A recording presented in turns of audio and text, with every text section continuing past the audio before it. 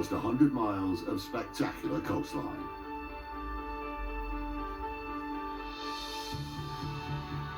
With a rich maritime heritage.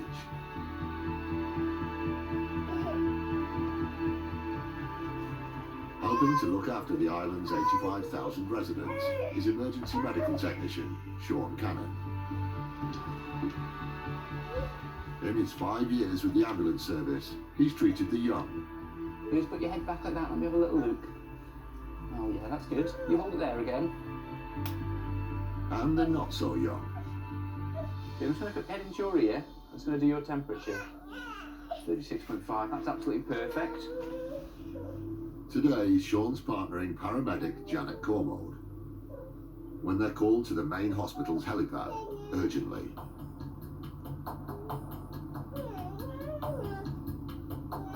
So what was that, Sean? A male fisherman who's had a big fishing tackle block fall from the nets and it's landed on his abdomen. The fisherman was 16 miles off the island's south coast when he sustained a massive blunt force injury from a heavy piece of falling equipment. A Coast Guard helicopter from Carnarvon, 50 miles away in Wales, has raced to his aid along with a local lifeboat. He's now being airlifted to Nobles Hospital in Douglas. 108, we're on scene.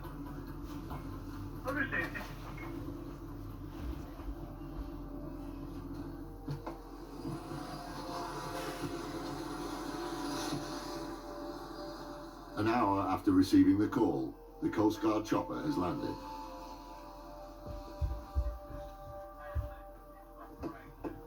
Sean and Janet will take the fisherman to A&E. Head's going to come out first, Yeah. and tail, so feet this end, please. And what we'll do is we'll just carry him straight down the ramp. Yeah. Sure. Happy? Yeah, that sounds good.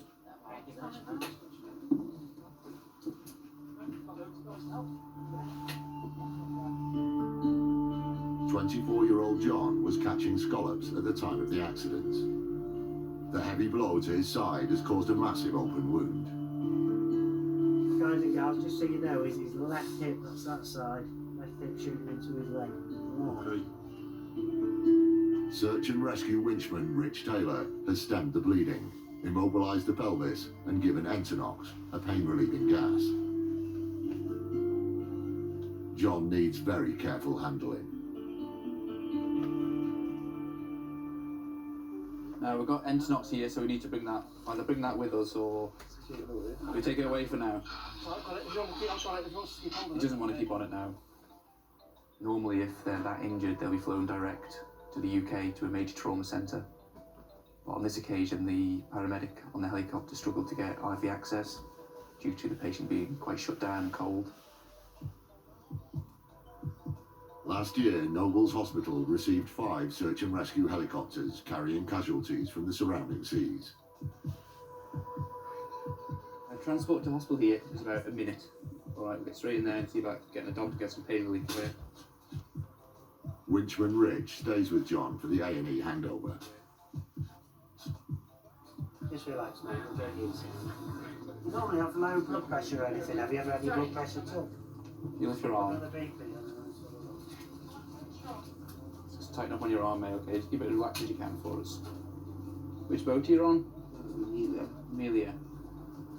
Yeah. Know of it, yeah. Every year, around 12 fishermen die from accidents at sea in Britain.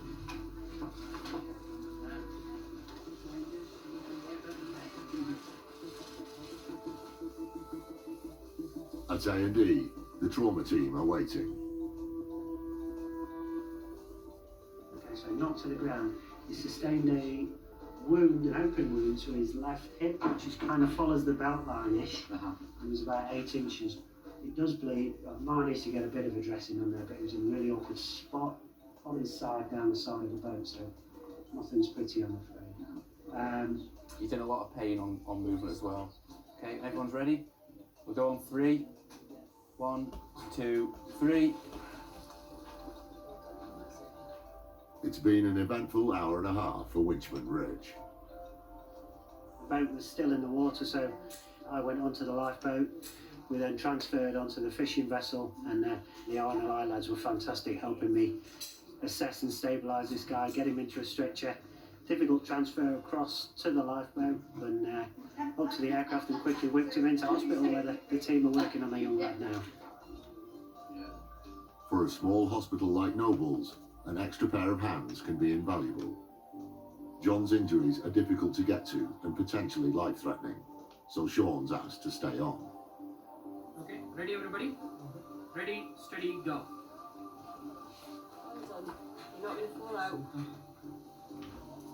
Anything down here, John?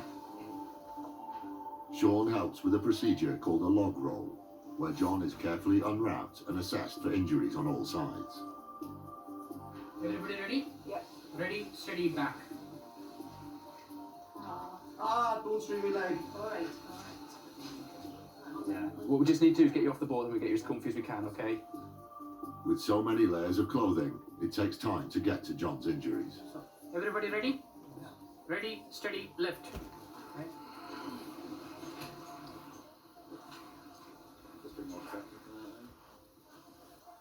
Just taking the board out now, John, make you more comfortable, okay?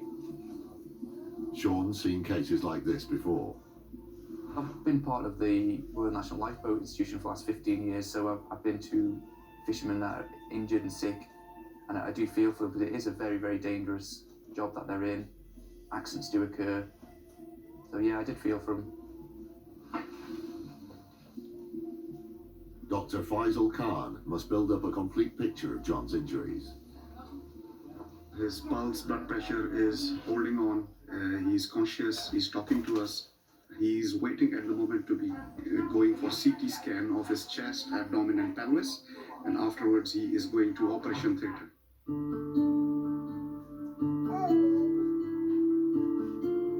After X-ray, Sean hears the fisherman will be flown to a major trauma centre at Liverpool's Aintree Hospital.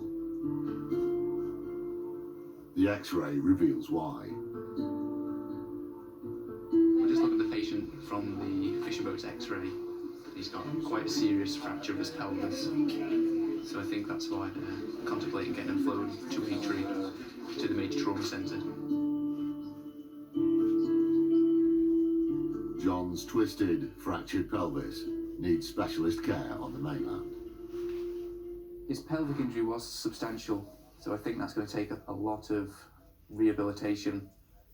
Whether he'll ever walk properly again, I don't know. The surgeries they do now are fantastic, so fingers crossed he'll make a full recovery.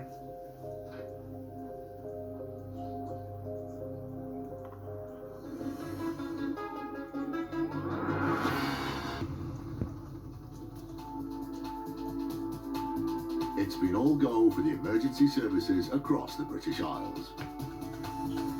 Fisherman John was in hospital for 2 weeks, where he had surgery on his pelvic fracture. He was in a wheelchair and on crutches for 8 weeks, but is now walking again. For the moment though, he's staying on dry land.